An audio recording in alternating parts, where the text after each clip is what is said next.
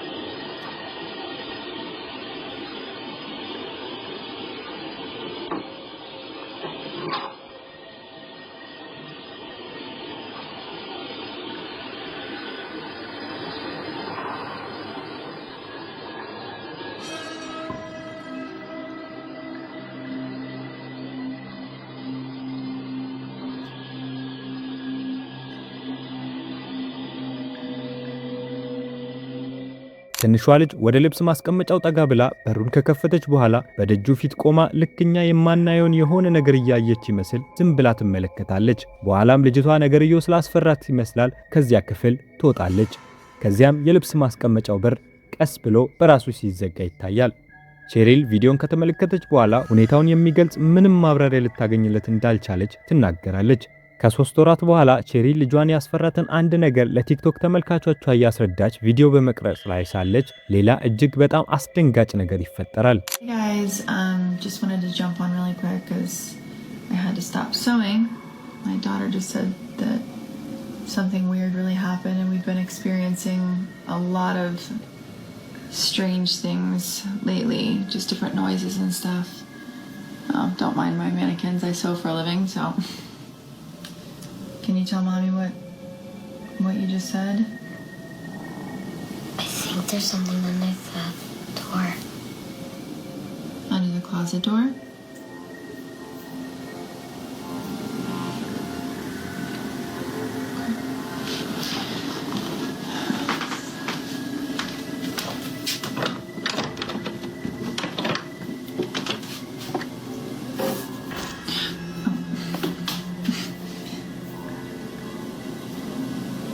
Is that what scared you?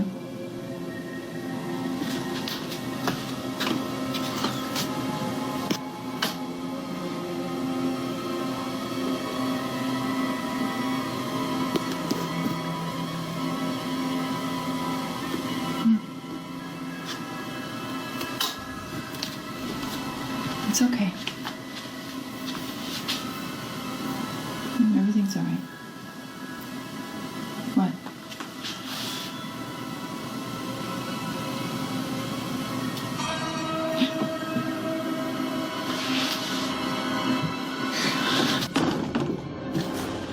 I'm scared.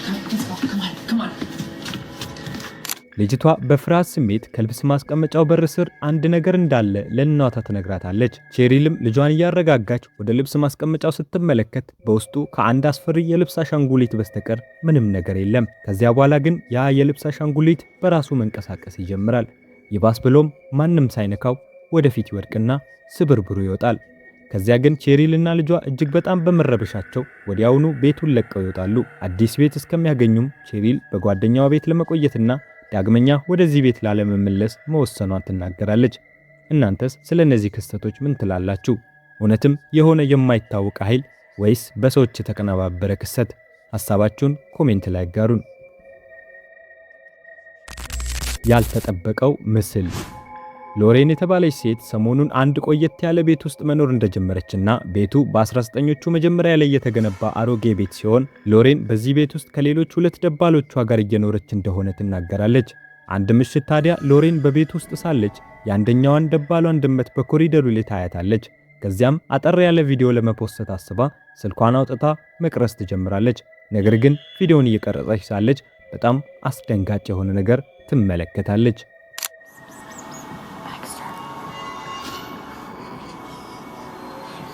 ቪዲዮን በደንብ ከተመለከታችሁት የሆነ የተዛባና እንግዳ የሆነ ፊት በድመቷ ፊት ለፊት ላይ ብቅ ብሎ አንድ ሰከንድ እንኳን ሳይሞላ ተመልሶ ይሰወራል። በቀረጸችው ነገር በጣም ስለደነገጠች ሎሬን ምናልባት ማብራሪያ ካገኘው ብላ በማሰብ ቪዲዮን ሬዲት የተባለው ሶሻል ሚዲያ ላይ ፖስት አደርጋለች። ነገር ግን አብዛኞቹ የሬዲት ተጠቃሚዎች የታየው ፊት በዘመናዊ ፌስ ፊልተር አፕሊኬሽኖች የተፈጠረ ሊሆን እንደሚችል አስተያየታቸውን ይሰጣሉ። ሎሬን ግን በሰዓቱ ምንም አይነት አፕሊኬሽን ወይም ፊልተር እንዳልተጠቀመችና ቪዲዮን በቀጥታ በአይፎን ስልኳ ካሜራ እንደቀረጸችው ታረጋግጣለች። በጣም የሚገርመው ነገር ይህ ፊት ምንም አይነት የፊት መቀየሪያ ሜካፕ ወይም ፊት መለዋወጫ ፊልተር የተጠቀሙበት አይመስልም። ምክንያቱም ምስሉ በጣም አስፈሪና የተጣመመ ከመሆኑም በላይ የታየው ፊት ጸጉር፣ ቅንድብ፣ አፍንጫና አፍ እንዳለው በግልጽ ማስተዋል ይቻላል። ታዲያ ይህ የፊት ምስል የማን ነው? እንዴትስ በድንገት ካሜራ ውስጥ ሊገባ ቻለ? የኢንተርኔት ካፌው መንፈስ። አጄት ቦይኖ የተባለው ወጣት በፊሊፕስ ማሪላ ከተማ ውስጥ የሚገኝ አንዲት አነስ ያለች የኢንተርኔት ካፌ ባለቤት ነው። ታዲያ በአንድ ምሽት የአጄት ፍቅረኛ የሆነችው ጄን አንዳንድ የወረቀት ስራዎችን ለማጠናቀቅ ወደ ካፌው በምሽት ትመለሳለች። በወቅቱ በካፌው ውስጥ ከትንሿ ድመት ውጪ ማንም አልነበረም። ነገር ግን ከዚህ በኋላ በዚህ ካፌ ውስጥ የተፈጠሩት ነገሮች እስከዛሬም ድረስ ዓለምን ግራ እያጋቡ ነው።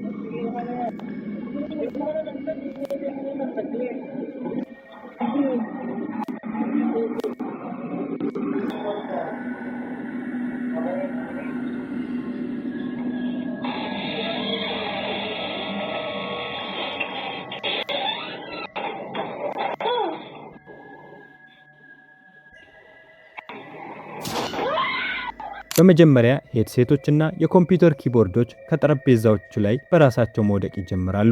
ጄን በሁኔታው እጅግ ስለደነገጠች ፈጥና ከካፌው ወጥታ ለፍቅረኛዋ ለአጄት ደውላ የተፈጠረውን ነገር ሁሉ ትነግረዋለች።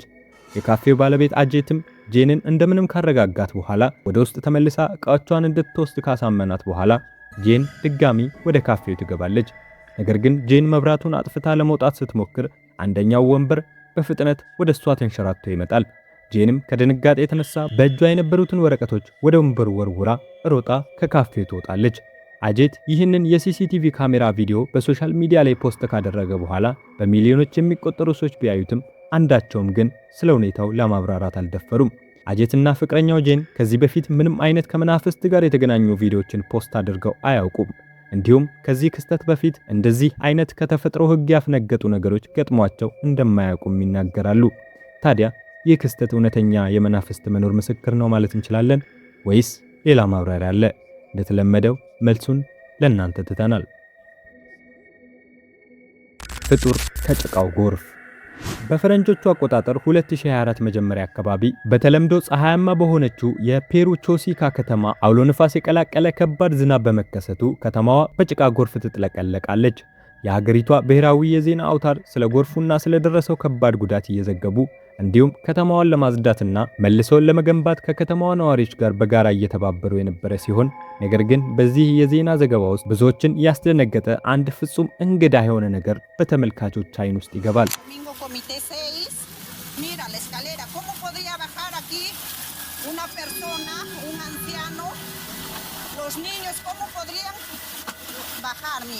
ዘጋቢዋ ጋዜጠኛ ከኋላዋ ባለው ደረጃ ላይ ሲፈስ የነበረውን የጭቃ ጎርፍ እያሳየች ሳለች አንድ ሙሉ በሙሉ በጭቃ የተሸፈነ ሰው ወይም ሌላ ፍጡር የሚመስል ነገር እሷን ተከትሎ ደረጃውን ሲወጣ ይታያል። ጋዜጠኛዋ ነገርየውን ልብ አላለችውም ይመስላል። ደረጃውን እየወጣች ዘገባውን ትቀጥላለች። ቪዲዮ ኢንተርኔት ላይ በፍጥነት በመሰራጨቱ ሁኔታውን የተመለከቱት ሚሊዮን ሰዎች ይህ ነገር አንድ ጭራቅ ወይም ልዩ ፍጥረት ከሆነ እንጂ ፍጹም የሰው ልጅ እንዳልሆነ ይከራከራሉ።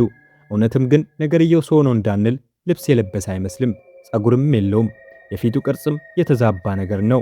ይህ ነገር ሰው ከሆነ በጎርፍ የመወሰድና አገሪቷን ባጥለቀለቀው ጭቃ ደለል ውስጥ ያለ ልብስ መዋኘትን ተከትሎ የሚመጡ ሪስኮችን ተቀብሎ መሆን አለበት በዚህ ቦታ ላይ በዚህ መልኩ የተገኘው። ታዲያ ይህ ነገር ማን ነው ወይስ ምንድን ነው? የጂን ፍጡር። ቀጣይ የማጋራችሁ ቪዲዮ ከቲክቶክ መንደር የተገኘ ሲሆን የመጀመሪያው የቪዲዮ ባለቤት ግን ማን እንደሆነ እስካሁን አልታወቀም። በአንድ የቲክቶክ ተጠቃሚ ተቆርጦ የተለቀቀው ይህ አጭር ቪዲዮ ግን ብዙዎችን ግራ ያጋባና ጥያቄዎችን ያስነሳ ነበር።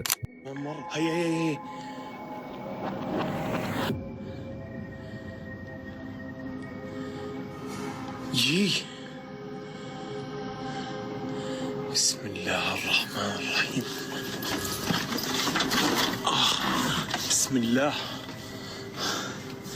بسم الله الرحمن الرحيم. بسم الله. فكرت في اشي هون اخوان. ها سمعت الصوت؟ صوت الباب.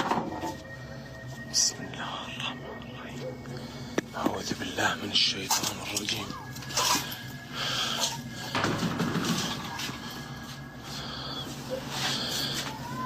اسمع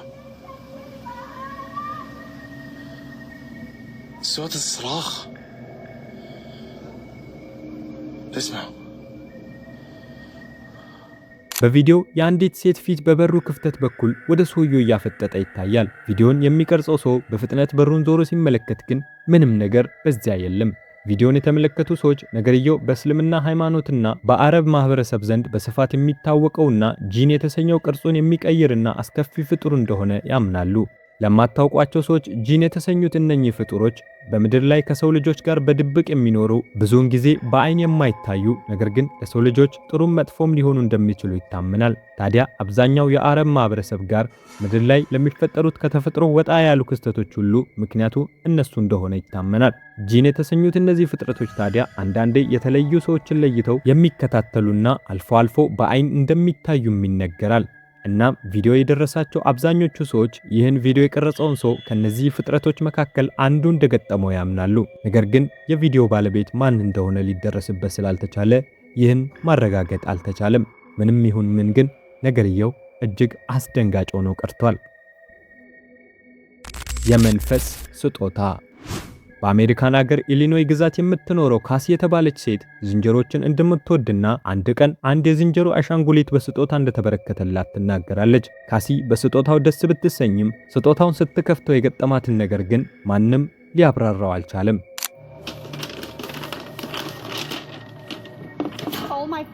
God, I swear to God, this thing just he looked at me. Oh my. በቪዲዮ ላይ ልክ ካሲ ቦክሱን እንደከፈተችው ያ አስፈሪ የዝንጀሮ አሻንጉሊት በቀጥታ ወደ ካሲ አይኑ ሲያዞርና ሲመለከታት ይታያል። Oh my God, I swear to God, this thing just looked at me. ካሲ በካሜራዋ ቀርጻ ያስቀረችውን ይህን አስደንጋጭ ክስተት ሊያብራራ የሚችል ምንም ነገር እንዳላገኘችና የዝንጀሮን አይን ሊያዞር የሚችል አንዳችም ነገር በዚያ ቦታ እንዳልነበር ትናገራለች። በእርግጥ ከዚህ ክስተት በኋላ ይህ አሻንጉሊት ሌላ እንግዳ እንቅስቃሴዎች ባያደርግም ካሲ ግን እስከዛሬም ድረስ በጥርጣሬ አይን እንደምትመለከተውና ቤቷ ውስጥ የአሻንጉሊቱን እንቅስቃሴ መከታተል እንድትችል ፊት ለፊት አስቀምጣዋለች። እናንተ ብትሆኑና እንዲህ አይነት ስጦታ ቢደርሳችሁ ምን ታደርጉ ነበር? ሐሳባችሁን በኮሜንት አሳውቁኝ። Oh my God, I swear to God, this thing just looked at me. Oh my. ባዶ ቤት። ይህ ቀጣዩ ቪዲዮ ከወደ ሜክሲኮ ሀገር እንደመጣ ቢደረስበትም የቪዲዮ ምንጭ ወይም ባለቤቱ ግን ማን እንደሆነ አይታወቅም። በቪዲዮ ላይ አንዲት ሴት ባዶ ቤት ውስጥ ተቀምጣ የሚያሳይ ሲሆን ሴቲቱ በቤቷ ውስጥ የሚያስደነግጡና እንግዳ የሆኑ ክስተቶች እየገጠሟት እንደሆነ ትናገራለች። Empecé a grabar porque hace unos días yo sentí que había algo.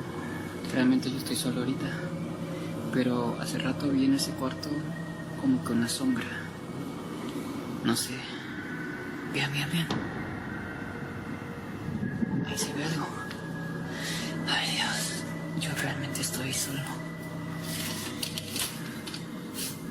Vean, está completamente solo. Solo estoy yo. No se puede meter nadie aquí por la puerta. No, realmente estoy solo. Y debajo de la cama, de hecho, el espacio es muy... Vean. Ahí se alcanzó a ver algo.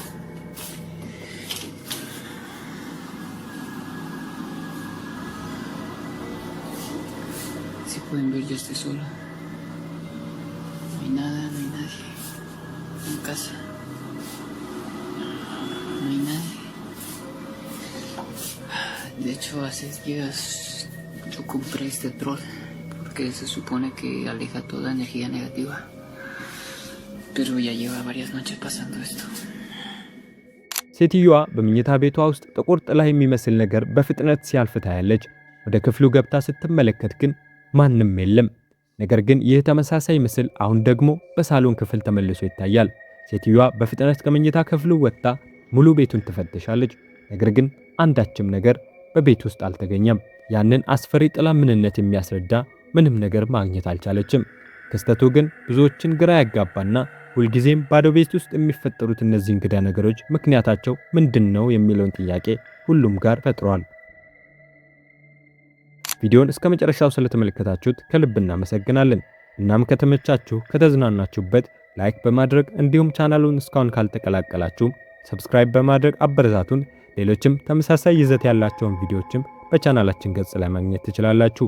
ቀጣይም በሌላ ቪዲዮ እንመለሳለን። ሰላም ቆዩን።